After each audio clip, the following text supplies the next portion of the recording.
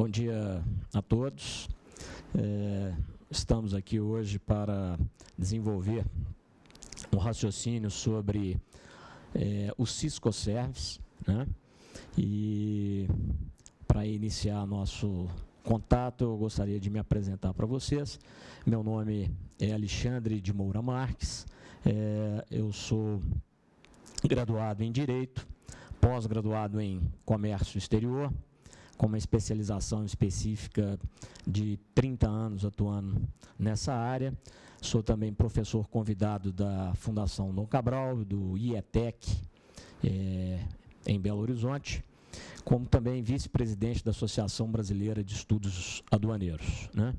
O nosso propósito é de desenvolver com vocês um raciocínio da metodologia e da implementação das regras que foram colocadas em práticas pelo governo federal, criando a obrigatoriedade da prestação das informações de todos os serviços intangíveis com a criação do Sistema Integrado de Comércio Exterior de Serviços Intangíveis e outras operações que produzem variações no patrimônio, especificamente o Siscoserv, né?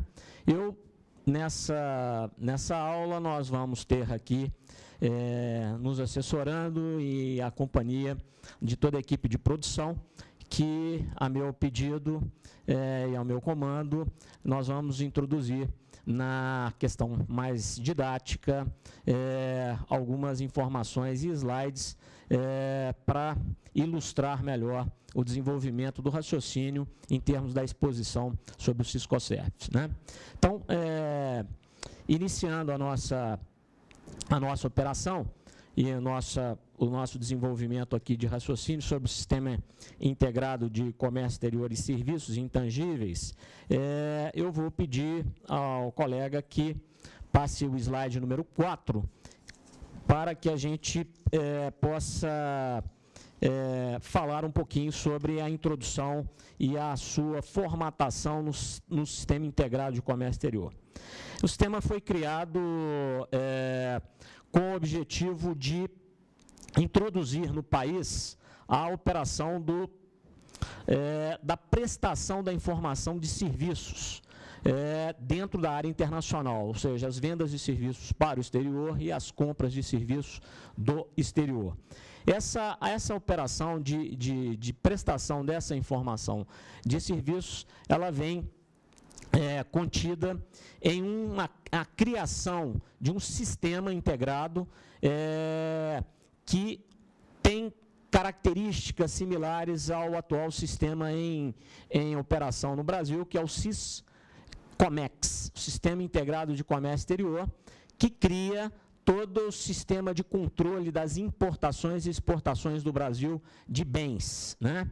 O Siscoserv, que é o atual sistema criado, ele visa o quê? Visa exatamente esse controle e essa operação similar ao Siscomex, só que especificamente na área de serviços, né? Então, nós estamos saindo de um controle informatizado do governo federal de bens, que é o Siscomex, e estamos entrando numa seara de um novo sistema, de um novo modelo de controle efetivo, que é o Siscoserv, que aplica exclusivamente a serviços. Bom, esse sistema, ele guarda a conformidade com as diretrizes do Acordo Geral sobre Comércio e Serviços da Organização Mundial do Comércio, tá? Inclusive nos slides que vocês estão verificando. Aprovado pelo Decreto Legislativo número 30, de 15 de dezembro de 1994, e promulgado pelo Decreto 1355, de 30 de dezembro de 1994.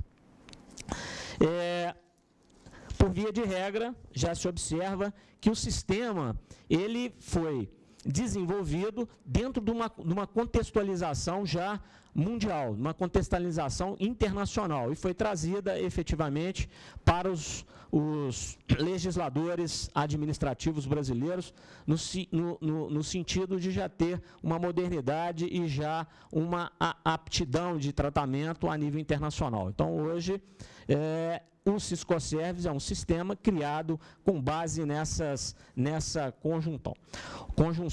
Os órgãos gestores efetivos que administram e que implementaram e criaram o sistema integrado de serviços, eles são mantidos pelo Ministério do Desenvolvimento, Indústria e Comércio Exterior e pela Secretaria da Receita Federal do Brasil. Então, esses órgãos são os órgãos gestores do sistema integrado de serviços do Siscoservice.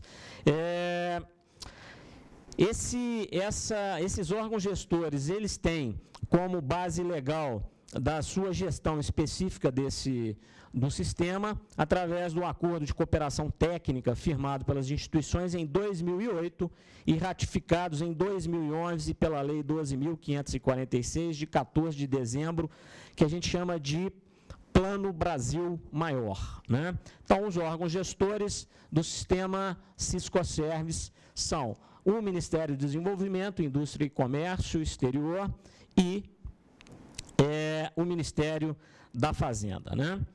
Agora, qual é o público-alvo do Sistema Integrado de Comércio Exterior, né?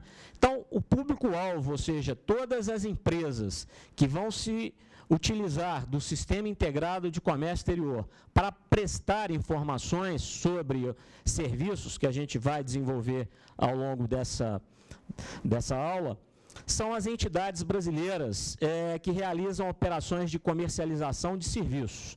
Então, todo serviço que é comercializado, ou seja, vendido, exportado, ou todo serviço que seja efetivamente adquirido, comprado, ele deve ser informado. E aí entram a comercialização de serviços intangíveis e outras operações que produzam variação no patrimônio das entidades.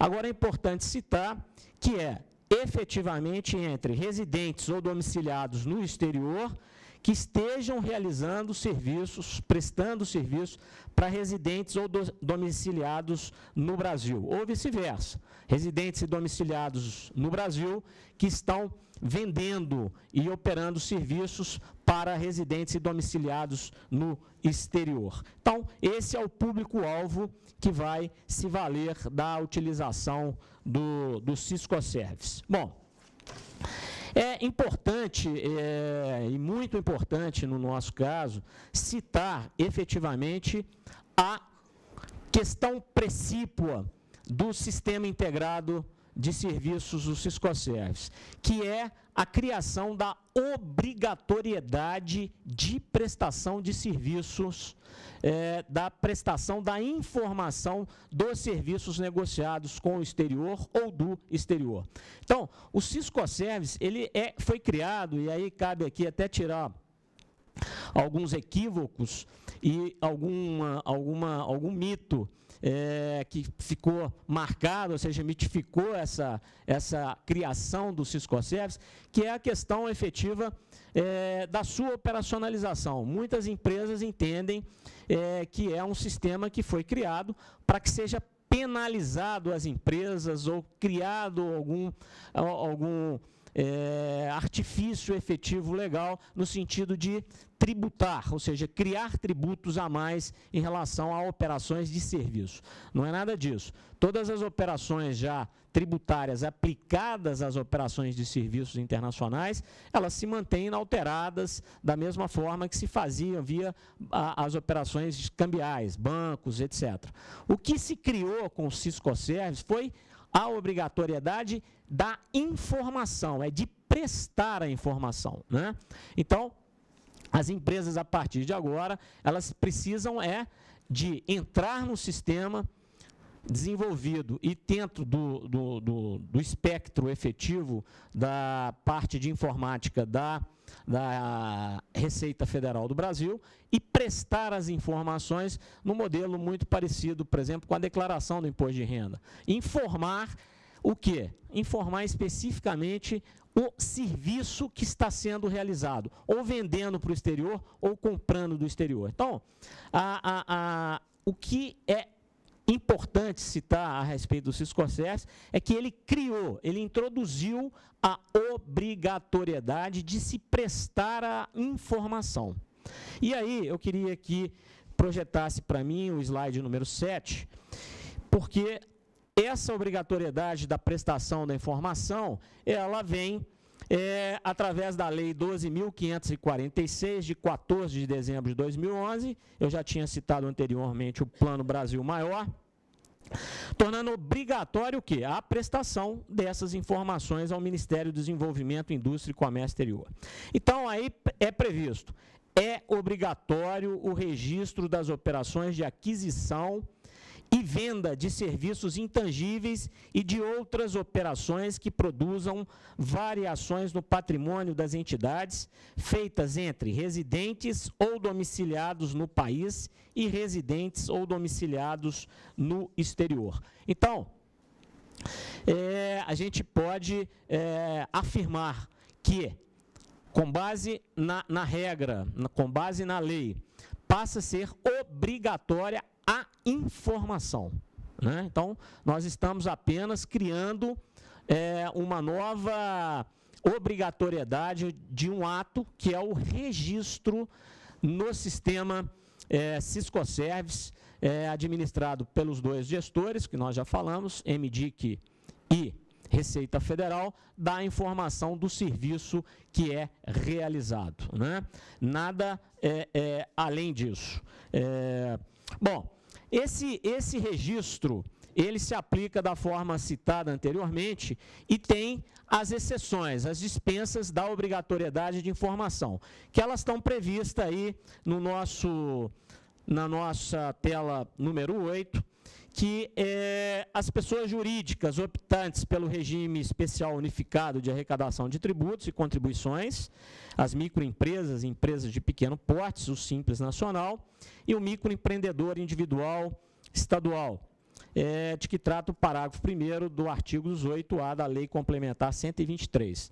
E, além deles, as pessoas físicas residentes no país que, em nome individual, não explore habitual ou profissionalmente qualquer atividade econômica de natureza civil ou comercial, com fim especulativo de lucro, desde que não realizem operações em valor superior a $30 mil.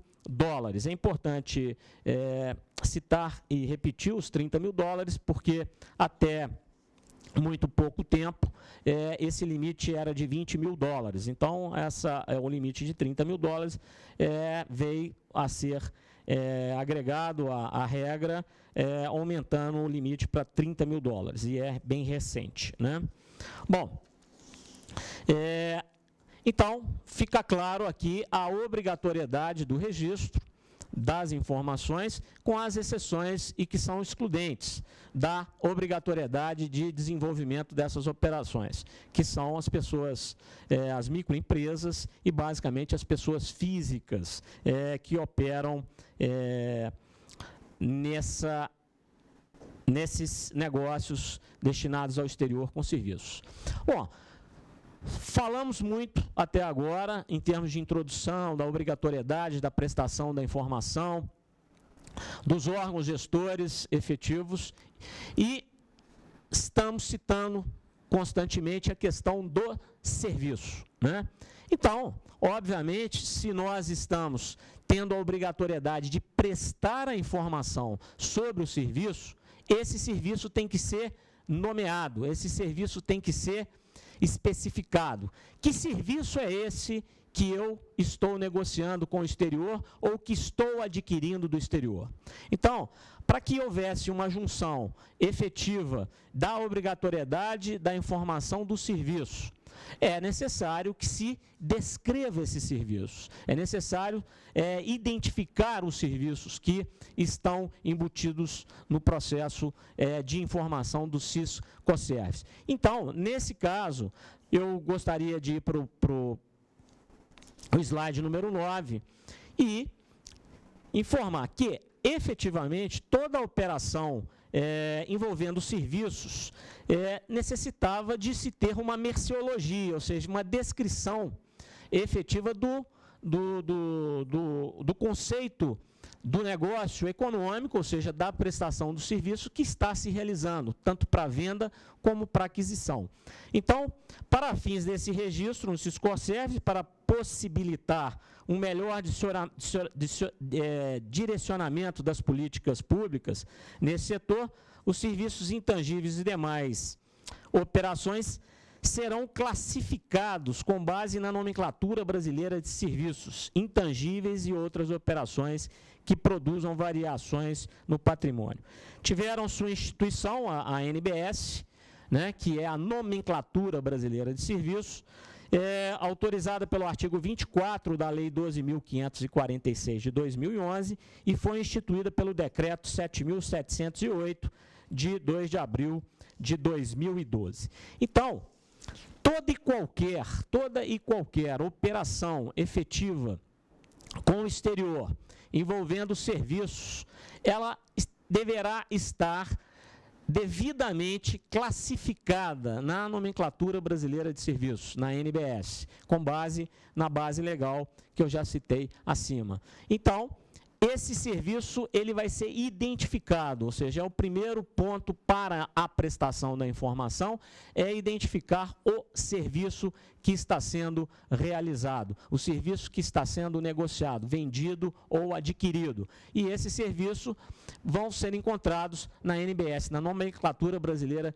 de Serviços. Ela será classificada ali e caracterizou o serviço e a sua classificação. Efetivamente, já existe um subitem de obrigatoriedade desse mesmo serviço, desde que ele esteja sendo negociado com uma empresa ou pessoas ou entes que estejam no exterior, né?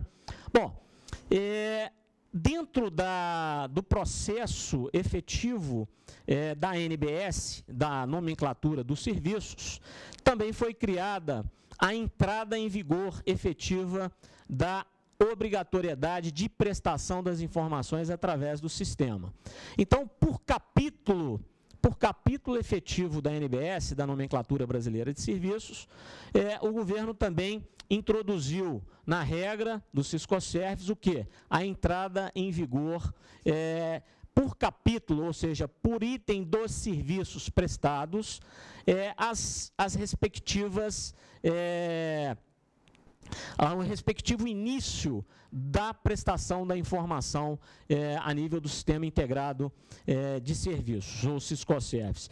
E eu gostaria de passar para o slide número 10, para dar um modelo e um exemplo para vocês de como funciona o cronograma para registro por capítulos da ANBS. Então, vocês podem observar que o capítulo 1, previsto na ANBS, ou seja, na Nomenclatura Brasileira de Serviços, ele entrou em vigor, ou seja, entrou em vigor a obrigatoriedade da informação, né, em 1/8 de 2012. Então, a partir do dia de agosto de 2012, o Sistema Integrado de Informações de Serviços, o Siscorservice, ele já estava em operação e a partir daí, todos os demais capítulos entraram com base na nomenclatura. Nós temos o capítulo 7, eu gostaria de voltar para o nosso slide número 10, o capítulo 7, que seriam, no capítulo 1, por exemplo, que eu citei anteriormente, seriam serviços de construção, que entrou em 1/8 de 2012. O capítulo 7 seriam serviços postais, serviços de coleta, remessa, documentos ou pequenos objetos, serviços de remessa express, também entrou em 1/8. O capítulo 20, serviço de manutenção, reparo e instalações, também em agosto. Já em outubro de 2012, o capítulo 3 da ANBS, fornecimento de alimentos e bebidas, né? E aí nós vamos seguindo. Capítulo 13, serviços jurídicos e contábeis. O capítulo 14 seria outros serviços profissionais dentro do segmento citado no capítulo 14. Capítulo